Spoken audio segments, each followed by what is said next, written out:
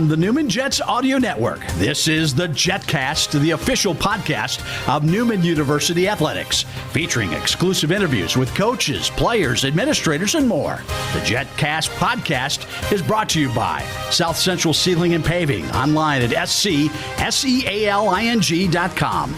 Mel Hambledon Ford, Pepsi, Allstate Insurance Agent Mike Light, Eck Agency, Donlinger Construction, Big Corner Creative, Dr. Brennan Lucas and Advanced Orthopedic Associates, Keystone Solid Surfaces, and by Overland Charters, the official transportation provider of Newman University Athletics.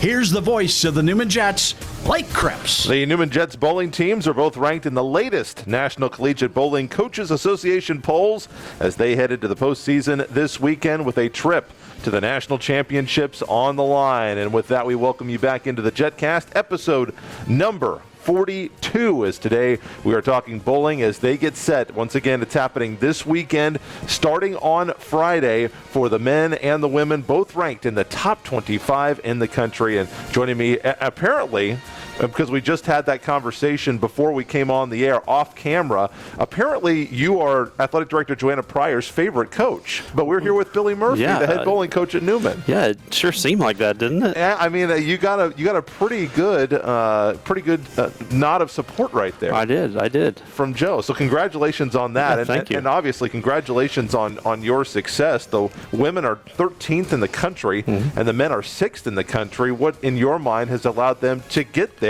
heading into the postseason? Oh man, it has been an interesting year. And you know, they've done a really good job of handling the world. We've done a good job with our protocols and all that good stuff. But just they've been very disciplined. They're practicing. We tried to do things as normal as we could. And they've just worked hard, and we've had a little bit of success. Obviously, the men, based on their second place finish at the SWIBC 3rd and 4th, heading into with a little momentum. Women finished 4th. How do you rank those performances by your two teams in their last regular season events? Yeah, actually, both teams bowled well. I mean, the guys were really good. Wichita State, we lost to Wichita State both tournaments, but I mean, Wichita bowled fantastic. I thought we bowled really well. And just anytime you're going up against the best, sometimes you're gonna, fall a little short. Sometimes you're going to win. Our guys' team has finished ahead of Wichita 2 or 3 times this year. So, I mean, they've been on a nice little run. They haven't necessarily won a tournament, but they've been in the hunt in most weekends. And you're talking about winning tournaments. The women actually had back-to-back wins just in March at the Jayhawk Classic and also at the Leatherneck in Illinois. What allowed them to put those 2 wins back-to-back? Yeah, just consistent. It's been kind of amazing because with both groups, it's a different athlete every weekend that's leading us. And, we have more depth this year. So if someone is having an off day or off block, we just get another person in there. And I don't know that we could always say that, but this year it has been a year of many, many different athletes stepping up and doing good things. So I think that's been one of the keys to our success. Coming up on the show, we'll be talking with Jose Lugo, volleyball coach, as they are also headed into their postseason for this spring volleyball season. And also, we'll talk to Hayden VanDePol off of the baseball team, one of the hottest bats the Jets are swinging right now. So that's coming up here in just a few moments on the Jetcast. The men, as you mentioned, they haven't won since the season opener, but they haven't finished any worse than 3rd in any of their events. So you talked about consistency. What's allowed the men to be so consistent on the lanes? Yeah, kind of same thing. Lots of depth. I just think they've done a very good job of being together. This team has some of the best team chemistry that we've had in years. They just genuinely like each other, and they like competing with each other. And they don't care who's in the lineup. We take 8 guys, so there's 3 guys that aren't bowling. And every game, every block. And it's just one of those things, man. They're just dead rooting for each other. They feel that support, and they've just done a really good job with being together this year. Now, the last events for you were last Saturday and Sunday, and it was actually a sophomore on the men's side bowling 220, last name Pojas, last count on Saturday. Boy, he was really a big leader as an underclassman. Tell us about this guy, where he's from, how did he get to Newman, and are you surprised at how little time it's taken for him to be a big point scorer for you? Yeah, Chasten is an interesting young man. He came to us from Hawaii. And we were actually recruiting another young man, James McIver, who's on the team. And James and Chasten were friends, and they started talking, and then Chasten and I started talking. And while he struggled a little bit last year with just the jump from high school to college, he has really started to figure it out. He's figured out what his role is. He knows when it's out there, he needs to go get it. And times in the past where maybe he's left-handed, which brings another strategy to the whole thing. Sure. Because in our world, the left-handers either have it or they don't. And if you have it, you got to take advantage of it.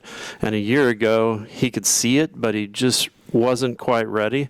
And this year, the couple times that the left side's been playable, he's really jumped on it and taken advantage of it. And he's just spark plug. Whether he's on the lanes or on the bench, he keeps our guys moving and just a great teammate. Last weekend on the women's side, Leanne Vassbinder was really big for you. She rolled a 215 average in her matches on Sunday. What propelled her to the top of your scoring for the women? Yeah, just confidence. She was struggling a little bit at the beginning of the year. We made a couple changes, just how she's attacking the lanes. And honestly, she just got confident. She's been red hot. Last 3 events, she's bowled really good. She led at the Leatherneck, which that was the biggest field we had all year. There was like 25, 26 teams, I think. A lot of the top teams in the country were there, and she just bowled phenomenally and led the event. So she's been really good for us, and I think she will continue to do so. We've talked to a couple of other bowlers here, Miss Douglas and Mr. Sinovic early on, and they've been pretty consistent pin scorers for you as well. Yep. But outside of kind of those 4 we've mentioned, 2 for the men, 2 for the women, is there anybody else that you would say comes to mind as a player who has really improved in the middle of this adverse condition type of a season? Yeah, on the girls' side, Addie Schiffelbein, she's a sophomore. Last year when she would struggle, it was kind of we would just take her out of the lineup. This year she's fought through it a little bit, and she's been pretty steady. On the guys' side, James McIver has been pretty good. Justin Pashanik has struggled a little bit at times, but he's been much better this year. But like I was saying earlier, the team is just deeper, and we just have multiple athletes that are capable of doing good things. Which obviously is a great thing to have when you're heading into the postseason, which begins this weekend. Let's talk about that. The sectionals beginning on Friday. What is going to be the format? I know you were talking with Colin before we came on about how the format might be a little different this year. Obviously, in a closed space, we talked with Coach about this in the fall semester as we were getting ramped up with kind of preseason coverage, how being in the enclosed space that bowling normally operates in kind of dictates some unusual setups and protocols that you guys normally don't have to deal with. Anything different with sectionals this year for you guys as you guys try to qualify for a national championship? What's the format looking like for you this weekend? Yeah, it's going to be quite a bit different. Normally we bowl 64 games over 2 days. Men and women bowling at the same time. They had to kind of reduce that a little bit. We're only bowling 40 games, so 20 games each day. But the guys are coming in the morning, they bowl their 20 games, they clear the building, they bring in the women, they bowl theirs, and then same thing on Sunday. A couple places in the country where there are sectionals, there are still some capacity limits. Sure. So they had to run the same protocols at all 4 sectionals. So that's where we're at, right? Texas is a little bit more open, but we're still playing by the same rules that they're playing at a sectional in Illinois. So, gotcha. How many get to go to the national championships this year? Is there any difference in the amount of teams getting to go to the nationals, and where do you guys need to finish in order to qualify? Yeah, no, there's still the same rules on that. There's 16 to 20 teams at each sectional. There's 4 sectionals across the country, and 4 teams from the men's side and 4 teams from the women's side get into the national championship. So at nationals, there'll be 16 women's teams and 16 men's teams, just like in a normal year. That part of it, we've done a really good job of trying to keep the same. So when we get to nationals, you get that true national champion. So top 4 from each side. But when we were talking out in the hallway where we were letting them get set up in here, you had mentioned that in the NCAA tournament for men's basketball, they always talk about, oh well, so and so's in the region of death or whatever. You kind of mentioned that maybe you thought the ladies were maybe in your sectional of death. Is how tough is that competition going to be on the ladies' side, and also give us a preview of what the men have to look forward to? Yeah, I do. There's 2 sectionals out of those 4 that seem pretty loaded to me, and ours is one of those. But like I was saying too, if we go out and we just do what we do, I think we can make it. It's athletics, it's sports, anything can happen. Sure. But our squad is good and they're tough, and they're not going to shy away from that competition. So, and on the guys' side, they're the 2 seed going into that sectional. But there's probably 6, 7 teams that have a chance. But kind of same thing. If we go in and just do our business, I think we'll have a good shot to qualify. Final question for you. What's the mental approach that you'll be trying to give to your team? Obviously, the mental pressure is a little bit different when you're bowling week to week. Not that you guys had a regular schedule this year where it's like, well, we'll just get back and get back at it next week and figure it out. The opportunities were a little bit more precious this year just because there weren't as many events. But obviously at the end of the season, the pressure really is on, because if you don't bowl well this week, in all likelihood there will not be a next week to come up with the national championships. Those are going to start in May. So as a coach, how do you get your team prepared? I know you've got some upperclassmen who are going to know what this is like, because you guys typically are always competing for one of those national championship spots. But as a coach, with the players who maybe haven't been there before, what do you tell them? How do you get them to mentally approach this here at this sectional level? Well, I think it's like any other weekend, quite honestly. You don't really want them thinking about the next step, right? You don't want them thinking about, oh my gosh, this shot is more important than any other shot, right. Trying to get to nationals, right? You kind of, this is coach talk, but you have to live in the moment. And you have to focus on the process, and if you do that, good things will happen. So we're really trying not to worry about what that next step is, and just keep what, under control, what we can control, and keep the lane in front of us, make good shots, and have clean frames, just like we talk about all the time. Last thing before I let you go here, if bowling fans out there for the Navy and Red Nation would want to follow you along in your journey in the postseason at sectionals, what would be the best way for them to do that? Well, this weekend there's 2 different ways. USBC has a thing called Bowl TV, and they will be covering action all weekend. They don't cover all the pairs, but they'll cover a lot of them. So when we're not on the pairs they're covering them, we actually have our own YouTube channel that we've got going, and it's Newman Women's Bowling and Newman Men's Bowling, and we will be live streaming on our 2 YouTube platforms. Gotcha. Okay, so that is how you can follow the Jets in the postseason as they try to bring home another national championship. Once again, the sectionals start this weekend, and that's their head coach, apparently the favorite head coach of Joanna Pryor, Billy Murphy. Thanks so much, Coach. You bet. Thanks for having me, Blake. He might be second on the list in terms of favorite head coaches. I don't know. We'll have to ask her, but Jose Lugo from volleyball is coming up next on the Jetcast.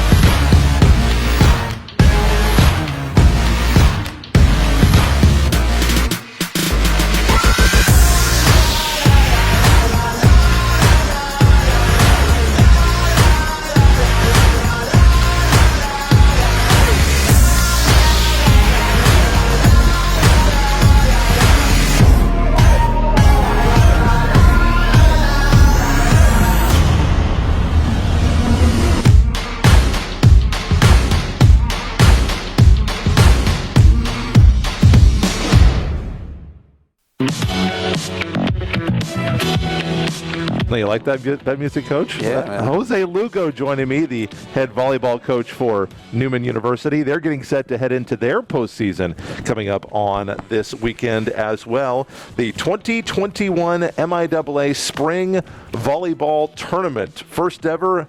Kind of hoping it's the last ever, because that means you guys will be back to regular competition coming up this year. They're facing Pitt State at Lee Arena in Topeka on the campus of Washburn University on Friday, 11 a.m. in Topeka. Gorillas swept the Jets in 2 matches this season, and you did battle to 5 sets the last time they met.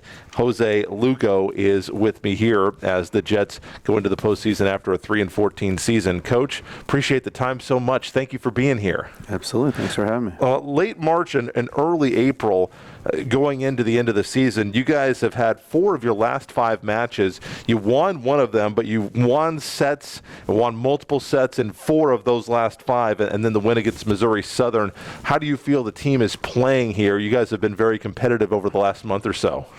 Yeah, I mean, every day we're getting better in the gym. Every week we're getting better. So that's just been a testament to their willingness to just go grind and work in the gym. It's been awesome to see. How different has it been this year with this weird setup the season has had, and how important do you think that it has been to the development of your program, the fact that you have been able to get some girls playing time and obviously try to use this to build some chemistry and camaraderie here in the spring, and it appears on the court, at least after 1 win last season, 3-14 this year, looks like it's paying some dividends for you guys.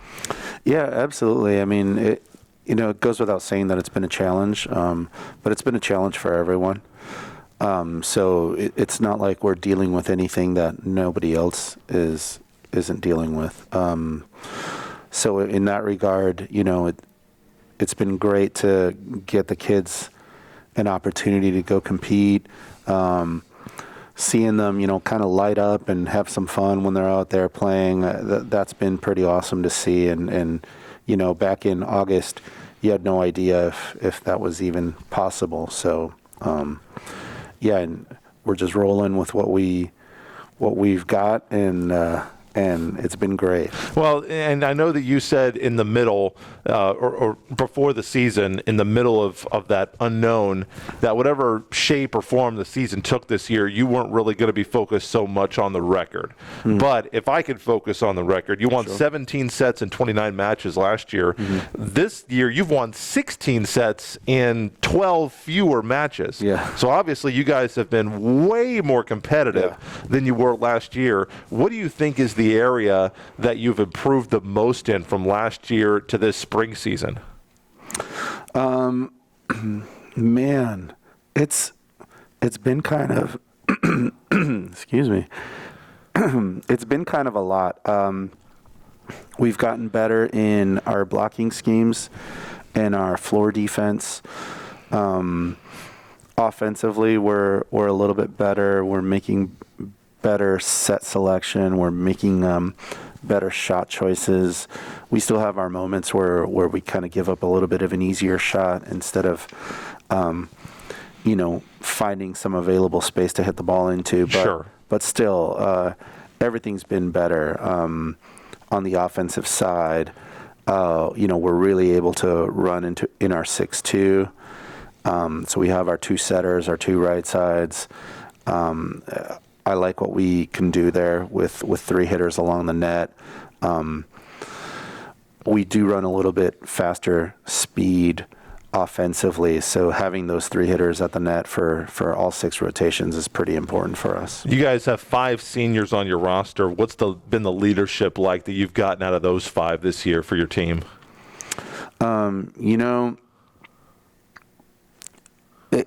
It was a challenge, I think, for those guys going in, because they're dealing with something that they've never had to deal with in their careers. Sure. As athletes. So I think it was all a learning process for them as they went along. We've had a couple of kids really step up lately in some leadership on the team, in particularly Sophia and Reagan, who've just done a really tremendous job of just trying to guide us along and do the work. So that's been kind of cool to see them grow in that regard. Again, considering the fact that there's no modeling for what they're having to do. Right. So, that's been pretty exciting to see for them, for sure. Not only that, but I know that you're really excited about this freshman group that you've got this year. And more than any other coach, you've been more than willing to throw your freshmen kind of in the lion's den in terms of getting them playing time and also getting them on the Jetcast here, throwing them in front of the cameras with Salome came in, and we had talked to Olivia just a couple of weeks ago. And not that there aren't other players. I mean, obviously, if we hadn't talked to Trinity Conley by now, that would be a fireable offense on my part. Right. Because she's such a stud. But what do you like about these freshmen and these young players that you have in who maybe are taking a bigger leadership role than maybe they would be taking in a different program that maybe is in a different stage in yours and maybe in a different season than what we're having to deal with right now? Grit, we've got to be gritty in order to manufacture wins. And that's part of what they bring to that program. We've got 2 freshman defensive specialists in Peyton Haga and Natalie Morales who just throw themselves on the floor anywhere to go make a play, and it makes it increasingly difficult for the other side of the net to score points. So, you've got teammates who see that kind of an effort, and they go, okay, well, they're going to lay out, and I'm going to go lay out too. They're going to go work hard. I'm going to go work hard too. And even watching, juniors and seniors on the court getting after it and working as hard as they can to make sure that the ball stays in the air. We had a play like that yesterday in practice where Trinity just ran off the court, sprawled out, and just made a good play. And you got 3 people running behind her to go play the ball because it went up, Sure. And so that's been really the kind of the real difference between this year and last season is we have more grit. We have more desire to keep the ball in the air. And of course that also happens because we have a larger roster. We have more people in the gym. We have more opportunities to train at a higher level, and that's the result of that. You guys in volleyball, at least talking with Coach Lamb, you guys most of you, I want to speak for all volleyball coaches, seem like most of you guys are pretty deep into the statistics. Yeah. Obviously, those are not really available this year. This is not a season that's going to count for anything. MIAA made that decision very on, not going to count for any career records, career statistics. None of that's being kept this year. But how have you guys been able to keep stats so that you can track things? And what do those statistics tell you about where the team is headed and what improvements that you've made? Well, our video analysis program that we use to highlight the plays in match, that keeps the tally for us. Wow, very nice. Yeah, so it's been pretty nice to see. We're blocking the ball at a much higher rate than we have since I've been here. We're at 2.25 blocks per set right now, which last year we were, I think, just over 1 block per set. So that's a pretty massive difference. It's double. It's a huge difference. Our blocking single-handedly keeps us in matches, Even last weekend at Pitt, we're in that 5th set, and our passing just kind of was struggling a little bit. It went away, and suddenly we're down 8-4.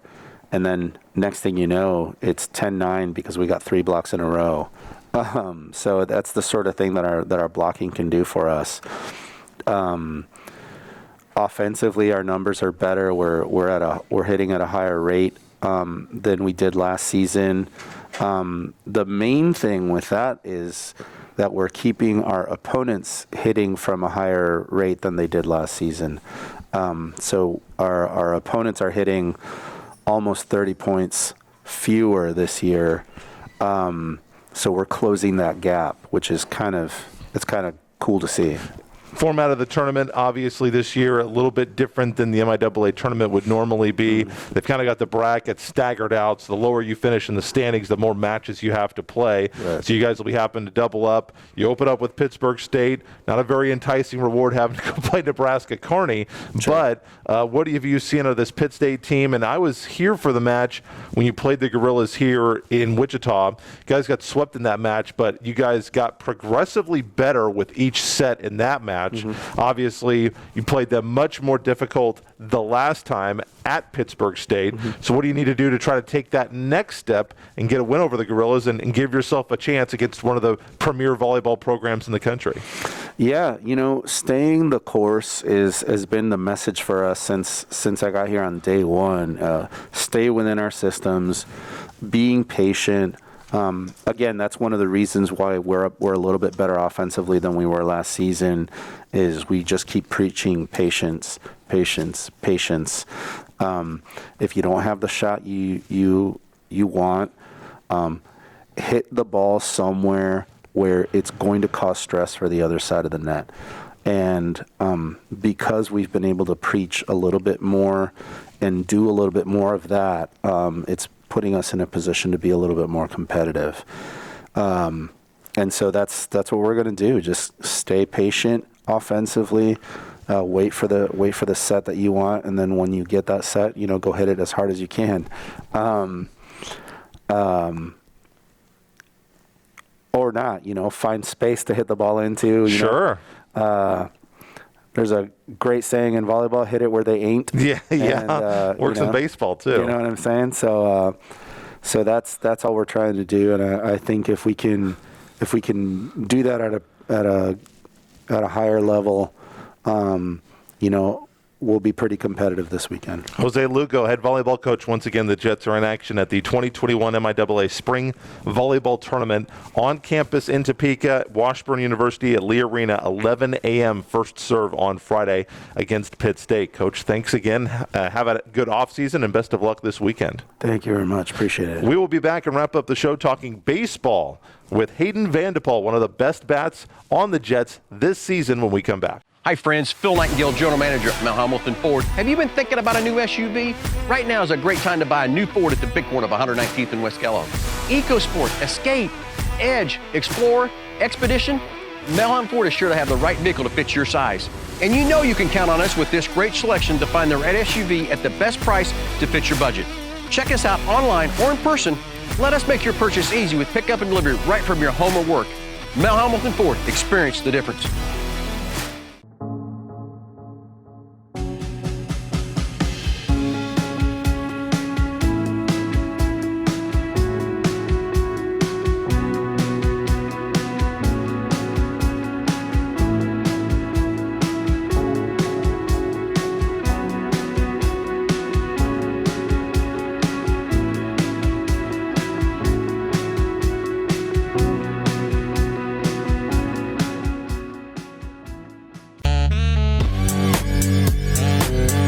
Wrapping up the show talking baseball with Hayden VanDePol off of the Newman Jets baseball team. Jets are 5-15 and getting set for a 3-game series at Pittsburgh State. Boy, we got a lot of teams playing the Gorillas this weekend. So many different sports. Friday, Saturday series this weekend. A 6 p.m. first pitch on Friday at Al Ortolani Field.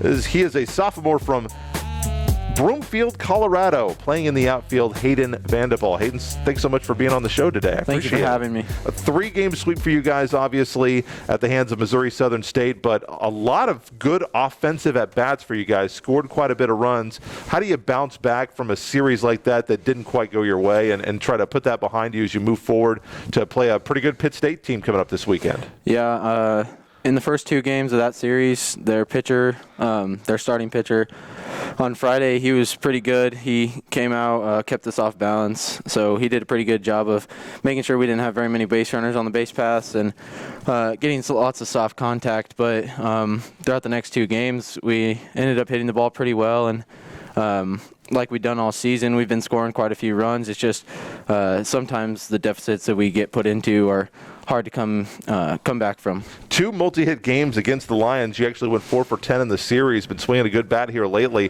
What was working for you against the Lions in that series? There was a few times when I felt that I was just had a lack of focus, and I could tell that maybe one plate appearance just wasn't the same as another, so it was just going back up there every single time and really focusing on what pitch I might see, focusing on seeing the ball really come in and just making sure my load is good and I use my hands.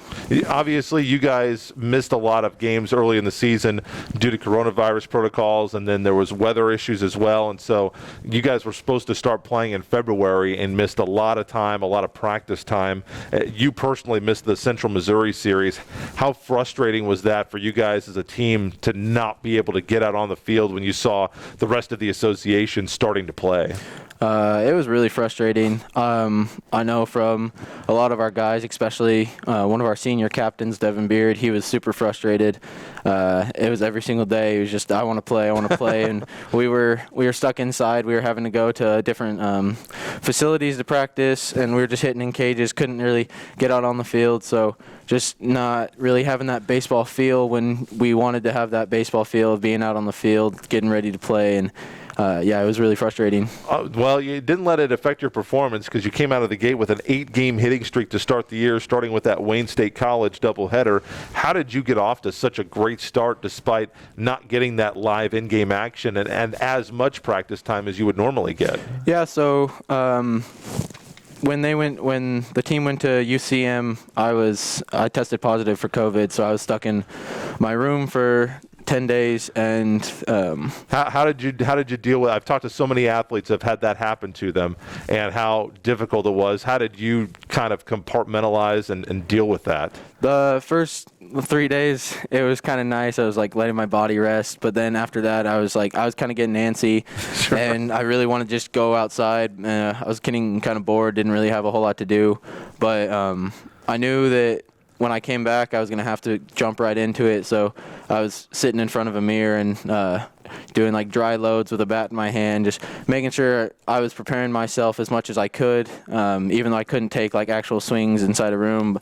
I was just doing whatever I could to make sure that I was feeling comfortable for when I got back. Now, you have not had back-to-back games without a hit this entire season. What do you feel like has been the key to your consistency to be able to put a bad game behind you and move forward? I'll just go back to that focus thing that I was talking about. I did have one game when I went up to the plate and I went like 0 for 4 or something like that, and I really just before we went to the next game, it was a doubleheader. I just like kind of self-reflected. I was like, wow, I did not have the focus that I typically have, and just really being able to realize that and then go through and like find out what I need to change for the next game. It really helped. You talk about this focus, and obviously people who are at home might hear that and say, well, geez, how can you not be focused? You're playing a game, but it's not just being there for the game physically. You have to be there for the game mentally as well. What do you feel like is the key for you mentally when you are focused versus some of the times when you've said that maybe you didn't have the focus that you feel like you need to have in order for you to perform at the level you want to perform at? I feel like it's just taking care of my body correctly. As some people know, we're out there for 8 hours on some days when we have double headers, and it's a very long day, so focus comes and goes, but it's really just making sure you take care of your body, making sure you're feeling good. I always have snacks in the Sure. dugout, making sure that I'm never hungry, so it's really just making sure that I'm comfortable in my body, and then I can focus on one thing, and that's go out there and hit the ball. Only healthy snacks, though, right? Oh yeah, so granola bars, fruit snacks, whatever you need. So you're not just snarfing down the big league chew or anything like no. that. that candy stuff. I did notice on this team. I don't know if there's a coincidence or not, but geez, 3 Broomfield, Colorado guys on this team. What's up with that? Yeah, me. Zach Bowe, my friend, we actually went to high school together, same high school, and then John Kofel, who I actually didn't know before I got up to Newman. He lives like 5 minutes away from me. Really? Home, but I did not know that before. Wow. Do you guys get along? What's that been like to have 2 other guys from your hometown here on the same team? It's pretty nice. It's a lot of relatable stuff that we can talk about. Max Beja is also from Colorado. Mm-hmm. He's more in boulders, but being in Broomfield, Boulder is actually pretty close. So Gotcha. we still just have lots of like relatable stuff to talk about back home and things like that. Final question for you. Pittsburgh State coming up, 3-game series. Before I get to that, actually, I did want to ask a player. I've talked to Coach Mouse about this, but, I don't know of any other time in the MIAA or in the Heartland Conference where, unless there was some sort of a schedule that they needed to make up, where they played 2 9-inning games. You just mentioned the long 8-hour day of back-to-back 9-inning games, assuming that both go 9 innings. What kind of a drain is that on you, and how, I guess, how do you kind of deal with that long weekend of 3 9-inning games, but not getting the normal 3 days to play them in the MIAA and having to double up on either Friday or Saturday? Yeah, I would say that the first game that we typically play 1 game on Friday, and that's not horrible because you can go out and you just know you're playing 1 game, and then you can go back to the hotel and rest. But by the time you get to the 3rd game, you really it's just a mental focus thing, and that's when it starts to go. Like, a lot of us are still pretty young, so our bodies can handle the 2 9-inning games, but it's just a mental capacity and focus of being out there for 8 hours and having to focus every single pitch. Like, sometimes it's really hard. One thing we want you to focus on, fans out there, is the last home series for Newman University. It's coming up not this week but next week, 23rd and 24th, and it will be Senior Day on 23rd, doubleheader that day. They haven't set the time yet, but they're going to move the doubleheader to the Friday games as they take on their old Heartland Conference rivals, Rogers State. So Senior Day, and then everybody, of course, is invited out. There will be some coronavirus protocols. Mask wearing will be enforced. But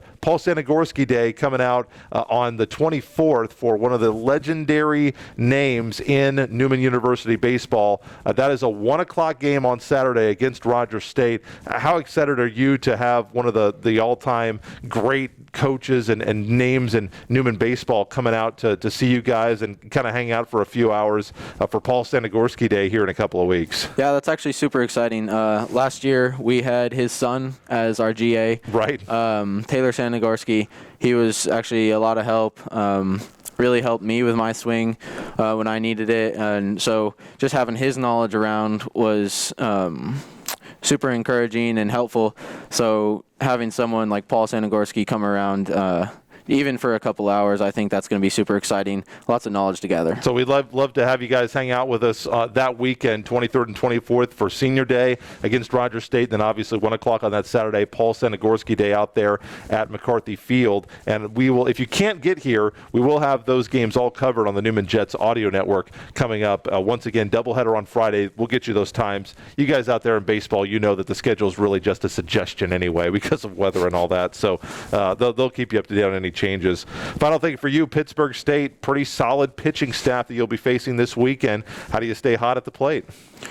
I just got to keep going back to that focus thing. Sure. I mean, got to go up, know what I want to do with the ball, know what pitch I want to hit, and just be ready to get after it. Well, stay warm up there. You've been one of the best Newman Jet hitters here over this season, and certainly got off to a hot start. He's Hayden VanDePol out of Colorado, outfielder who's swinging a mean bat for NU. Once again, they are taking on Pitt State this weekend at Pittsburgh. Road Series, 6 p.m. for the first pitch on Friday. You can watch those games on the MIAA network. Hayden, good luck. Thank you. That is our show for this week. Once again, Paul Sanagorski Day coming up in just a few weeks for Newman baseball. And that is our show. So until next time, Blake Cripps saying, go Jets.